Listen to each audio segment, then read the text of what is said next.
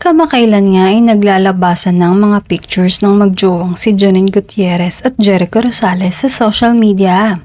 Hindi pa man umaamin sa kanilang relasyon ay baka malapit na dahil sa nakaraang interview kay Jericho ay sinabi nitong it deserves a formal announcement.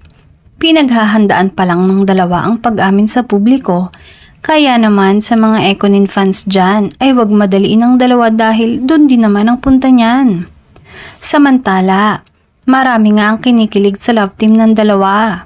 Ngunit marami din naman ang nakakapansin at hindi napipigilan ng kanilang mga sarili para magbigay ng hindi magandang komento sa umuusbong na pagmamahalan ng Ekonin. Komento ng iba ay masyado daw malayo ang age gap ni Janine at Jericho para maging magkasintahan. At sa mga lumalabas na mga ganap ng dalawa sa social media ay sinasabing mukha daw tito ni Janine si Eko. Pero deadma ang mga ito sa aktres at proud pang ipinangangalandakan ng pagmamahal sa aktor.